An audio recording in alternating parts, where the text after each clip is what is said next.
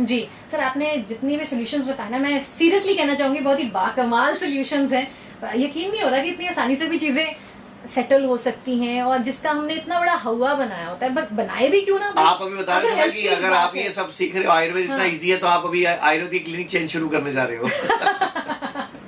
तो ऐसा है सर कि फिर भी कुछ ऐसे लोग हैं जिनको अभी भी कुछ ना कुछ एक कहते हैं ना स्केप्टिसिज्म है, जिनको अभी भी पूरी तरह यकीन नहीं है। हम लाइफस्टाइल के लिए, तो मैं फिर कह रही हूँ कि हम लाइफस्टाइल के लिए तो आयुर्वेदा को यूज कर सकते हैं, लेकिन जब सीरियसली कोई प्रॉब्लम आती है ना, तब हम हमेशा एक प्रिस्क्रिप्शंस और प्रॉपर जिसपे कि पूरे केमिकल्स पूरे लिखे हों दवाई पे, उसकी तरफ हम जाते हैं। अब ये कितना सच है कितना झूठ है, इसके ऊपर हम जरूर आपके साथ बात करेंगे। रसोई में रस था और किचन में किचकिच है, अब ये क्या मसला है? देखो, रसोई जब थी ना तो नीचे बैठ के खाना पकता था। महिलाएं नीचे बैठ के ना, हमारे हार्ट की पंपिंग बढ़ती है, क्योंकि हमारे, आपने सुनी है कहावत, अकल पैरों में होती है, घुटनों में होती है, लंबे आदमी की होती है, बोलते हैं ना। जी जी जी। एक्चुअल में हमारा एक हार्ट यहाँ है छाती पर, दूसरा हार्ट हमारी पिंडली है। अच्छा। ये सेकंड हार्ट नीचे बैठने पे प्रेस होता है। अच्छा। तो जब लेडीज नीचे बैठे खाना पकाती थी तो उनकी एक्सरसाइज होती थी, और वो उनके दिमाग में डोपामिन, ऑक्सीटोसिन, सेरोटोनिन, एंडोर्फिन भी पूरे रहते थे, तो वो रस से भरे हुए खाने को पकाती थी, रसोई कहलाती थी। अब क्या, खड़े होके खाना पकाती हैं किचन में, तो किचन में किच किच घर में होती रहती है। तो वापस रस से भरी रसोई में आ जाओ, वापस जो किचन है उसको नीचे बैठे खाना पकाना चाहिए में, और खड़े होके खाना नहीं पकाना चाहिए, क्योंकि बच्चे ऑपरेशन से होते हैं, लेडीज को बहुत सारी कॉम्प्लिकेशंस होती हैं। आप मुझे बताओ, आपकी दादी परदादी लक्कड़ दादी 9 बच्चे 15 बच्चे तक पैदा कर लेती थी। आजकल एक बच्चा पैदा करने में लेडीज की हालत खराब हो जाती है। क्योंकि वजह क्या है कि हमारा ब्लैडर जो है प्रेशराइज नहीं होता, हमारी एक्सरसाइज नहीं हो रही, हमारी पिंडली यूज में नहीं आ रही, हमारा सेकंड हार्ट काम में नहीं आ रहा। जी, जबकि नीचे बैठते ही पिंडली दब जाए तो सेकंड हार्ट काम में आता है। तो बेसिकली आप मल आसन की यहाँ पे बात मैं बोल रहा हूँ कि एक तो इंडियन टॉयलेट सीट होनी चाहिए, और किचन भी नीचे बैठ के होनी चाहिए। किचन मतलब क्या, रसोई। हाँ, बिल्कुल सर, बिल्कुल सर। पर सर, आज भी अगर हम बात करें तो जब भी कोई प्रॉब्लम आती है, वही मैं आपसे कहना चाह रही हूँ, हम अभी भी एलोपैथिक डॉक्टर्स के पास क्यों जाते हैं? हमें एक हमारे दिमाग में एक फितूर है कि जब तक हमें दवाइयों का कॉम्पोजिशन नहीं पता चल रहा, तब तक हम नहीं जाएंगे। और आजकल तो आपको भी पता है कि अगर हम आयुर्वेदिक दवाइयों की बात करें तो ढेर सारे ऐसी अफवाहें हैं, या फिर कि लेड है, या फिर बहुत सारे और केमिकल्स हैं। मैडम, हमारे पास 280 दवाइयां हमारे पास। मैं अभी आपको कह रहा हूँ, मेरे हॉस्पिटल में 280 दवाइयों को उठवा के लेबोरेटरी में दे दो, एक में भी लड मिल जाए मैं काम करना छोड़ दूंगा। ये सब फालतू का। अंग्रेजों ने 3 चीजें भारत में बर्बाद करी। एक हमारा एजुकेशन सिस्टम, एक हमारी जुडिशरी न्याय व्यवस्था, तीसरा हमारी हेल्थ केयर। अब नाम है हेल्थ केयर, लेकिन उसमें एक बीमारी का इलाज है क्या? मॉडर्नपैथी। मैं आपसे ही पूछ रहा हूँ, शुगर, बीपी, जॉइंट पेन, जिंदगी भर शुगर होगी गोली खाओ, कब तक खाओ? जिंदगी भर खाओ। बीपी हो गया, गोली खाओ, कब तक खाओ? जब तक जा रहे तब तक खाओ। तो ऐसे जिंदगी भर गोली खिलाना ठीक थोड़ी हुए हम। जबकि आयुर्वेद में, नेचुरोपैथी में खाना पीना ठीक करके हम कुछ दिन में दवा भी बंद हो जाती है। तो वो चैलेंज कर रहे हैं यहाँ पे कि आप बिना दवाई के या फिर आयुर्वेदिक कुछ टेक्निक्स के जरिए आप जो क्रॉनिक डिजीजेस हैं उसको आप हील कर सकते हैं। मैडम, क्रॉनिक डिजीज आई क्यों? हमारे खाने पीने की वजह से। नाम ही है ना खाना, लेकिन हम खाते ही रहते हैं। मतलब नाम ही है खाना, लेकिन हम खाते हैं। तो खाना नहीं खाना। जब भी कोई, अच्छा मैं आपसे एक सवाल पूछता हूँ, आपने कभी कोई जानवर पाला आज तक? कोई कुत्ता, कोई बिल्ली, कोई बंदर? जब वो बीमार पड़ता है वो क्या करता है? वो खाना बंद कर देता है। और हमारे घरों में क्या होता है? जब हम बीमार पड़ते हैं, तो जरा सा खा लो, दवाइयाँ लेते हैं, मेरा कसम लगे खा लो। अच्छा, आप और आपके आप मैरिड हैं? जी। तो आप और आपके हस्बैंड में थोड़ी बड़ी किचपिच हो जाए और आपके हस्बैंड नाराज हो जाए, आप क्या करते हो? बाबू जरा सा खा लो, मेरी कसम लगे खा लो।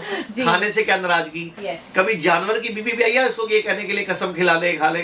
कभी भी बीमार होने पर वो खाना छोड़ते हैं, लेकिन हम खाना खाते हैं। तो कभी भी बीमार हो, खाना छोड़ना है। 3 दिन तक खाना नहीं खाना होता। नारियल पानी पियो, फ्रूट्स खाओ, सैलड खाओ, बॉडी स्वयं ही हील हो जाती है। क्या बात है, क्या बात है, क्या बात है। एक और मुद्दा है जो कि बहुत मेरे दिल के करीब है, बीइंग अ लेडी। बात करते हैं हम वुमेन इश्यूज की। तो वुमेन कहीं ना कहीं जब भी उनको कोई प्रॉब्लम होती है, चाहे वो पीसीओडी की प्रॉब्लम हो, या फिर अगर वो प्रेगनेंसी प्लान कर रही हो, तो वो हमेशा एलोपैथिक डॉक्टर्स के पास जाती हैं। और वो एक सेफ तरीके से, वो ऐसे मेंटल एक सेटअप बना हुआ है कि वो सेफ है और वही लेना चाहिए। तो आप आयुर्वेदा के एस्पेक्ट से कैसे उन्हें कहना चाहेंगे कि उनको? मैं आपसे एक सवाल पूछूंगा जाना चाहिए कि जो काम वाली माइयां हैं, गरीब है, मजदूर हैं, उनके बच्चे सड़कों पे पैदा होते हैं या घर में पैदा होते हैं, और वहीं बच्चे बड़े हो जाते हैं। हमारे वाले बच्चे जब पैदा होते हैं, हम उनको 2-2 मफलर, पूरी टोपी, पूरा स्वेटर पहनाते हैं, फिर भी जुकाम हो जाता है। जी। और वो नंगे घूमते हैं, चाय बेच रहे होते हैं, फिर भी उनको कुछ नहीं होता। इम्यूनिटी का खेल है सारा। बिल्कुल। पहली बात तो ये जो कैल्शियम, आयरन, फॉलिक एसिड और मल्टीविटामिन का जो मिथ है ना, हमारे दिमाग में घुसा दिया गया है। मैं आपसे पूछता हूँ, हाथी क्या खाता है?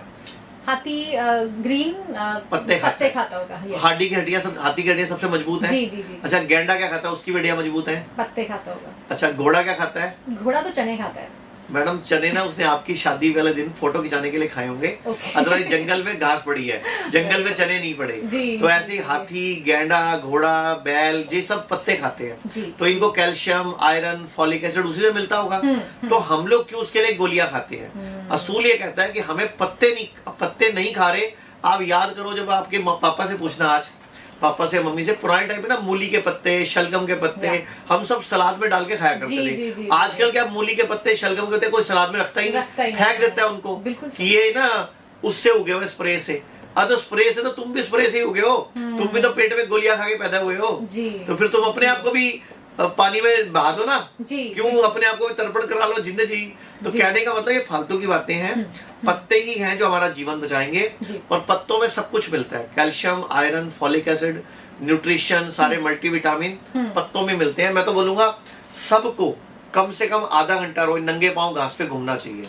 अब हम लोग कहते हैं, जो नंगे पांव कहते हैं लोग, अब नहीं घूम सकते, तो हमने एक बेडशीट बनाई है जिसका नाम है 0 वोल्ट बेडशीट।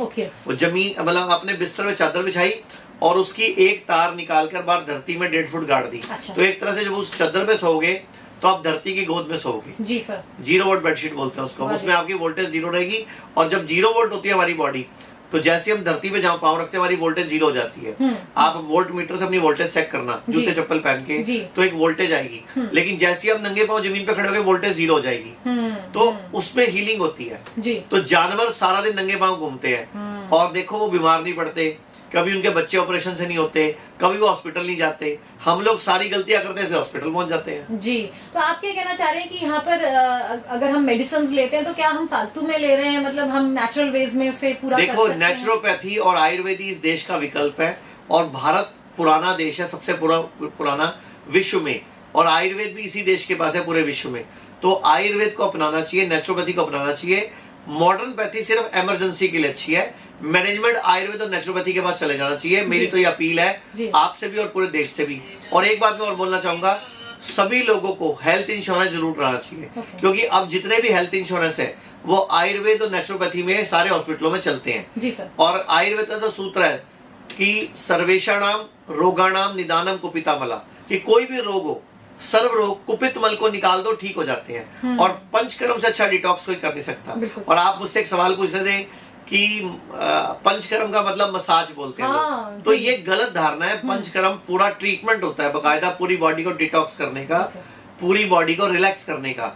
शमन, शोधन, वमन, विरेचन, जानुवस्ती, कटिवस्ती, ग्रीवावस्ती, कितनी थेरेपीज है। आप मेरे को एक पेशेंट हो जिसको डॉक्टर ने बोला घुटना बदलना पड़ेगा, मैं आपको जानुवस्ती से ठीक करके देता हूँ। आप मुझे एक पेशेंट हो जिसको बोला डॉक्टर ने रीढ़ की हड्डी का ऑपरेशन करना पड़ेगा, मैं आपको बिना रीढ़ की हड्डी का ऑपरेशन के ठीक करके देता हूँ। लेकिन वो मैं नहीं करूंगा, वो जानुवस्ती या कटिवस्ती या ग्रीवावस्ती करेंगे, लेकिन उसके लिए पंचकर्म में आना पड़ेगा। क्या बात है, क्या बात है। आप एक बार अगर हिम्स हॉस्पिटल का एड्रेस और अपना कॉन्टैक्ट नंबर बता दें। जो हिम्स हॉस्पिटल है उसका जो एड्रेस है वो डेरा बस्सी में हमारा 100 बेड का हॉस्पिटल है, चंडीगढ़, जीरकपुर, ये एनसीआर में। और इसके अलावा पूरे इंडिया में हमारे 34 हॉस्पिटल है, 20 डे केयर सेंटर है और 70 क्लिनिक है। जो डेरा बस्सी वाला हॉस्पिटल है वो देवी नगर में है, हल्दीराम के बिल्कुल सामने 5 ढाबे हैं, उनके बैक साइड में जुगराज ढाबा है, सेठी ढाबा है उसके बैक साइड में। डेरा बस्सी में मेन हाईवे के पास पड़ता है ये। बहुत बड़े बड़े बोर्ड लगे, आप किससे पूछ सकते हो, गूगल पे सर्च कर सकते हो। एक नंबर नोट कर लीजिए, 8270482704 827004। ये हमारे कॉल सेंटर का नंबर है, जहाँ विशेषज्ञ बैठते हैं, डॉक्टर्स बैठते हैं, किसी बीमारी के बारे में आप जानकारी उनसे ले सकते हो। क्या बात है सर, बहुत बहुत शुक्रिया हमारे साथ बात करने के लिए। और इतनी सारी बातें, वो कहते हैं ना, आपसे बात करके आई थिंक काफी सारी प्रिस्क्रिप्शन फीस तो यहीं पर ही हमने उसको ना वेव ऑफ कर दिया है, मतलब पैसा वसूल हो गया आज आपसे बात करके। बहुत बहुत शुक्रिया हमारे साथ बात करने के लिए। वो और जाते जाते जी मैं भी एक कमेंट देना चाहूंगा, एक होता है ब्यूटी, एक होता है ब्यूटी विद ब्रेन। तो ये दोनों आप पे पूरे चरितार्थ होते हैं कि आप ब्यूटीफुल भी हो और ब्रेन वाले भी हो। मतलब एक आयुर्वेदिक एक आचार्य जी से मुझे ये कमेंट आ रहा है, तो मैं तो 7वें आसमान पे पहुंच गई हूँ ऑलरेडी। लेकिन जाते जाते एक आपसे सर एक बात जरूर पूछना चाहूंगी, और वो ये है, आज के दिन अगर कोई आदत आप एक बदलने के लिए कहो तो वो क्या आदत होने वाली है? खाने को पीना है, पानी को चबाना है। मतलब घूट घूट करके पानी पीना है। जब भी पानी पियो, जूस पियो, नारियल पानी पियो, एक घूट करो, 32 बार चबाओ, फिर अगला घूट पियो। यानी कि पानी को चबाना है और खाने को इतना चबाना है मुंह में पानी बन जाए। और जो खाने की बाइट है वो अंगूठे के नाखून जितनी होनी चाहिए। खाना रोटी भर के नहीं, रोटी में सब्जी नहीं भरनी। रोटी की बाइट सब्जी में डाल के छोटी सी चम्मच से सब्जी खानी है। मतलब खाने को पीना है, पानी को चबाना है, ये मूल मंत्र है। दुनिया की कोई बीमारी बड़ी से बड़ी आएगी नहीं। अरे वाह सर, बहुत बहुत शुक्रिया। थैंक यू जी, नमस्कार। धन्यवाद।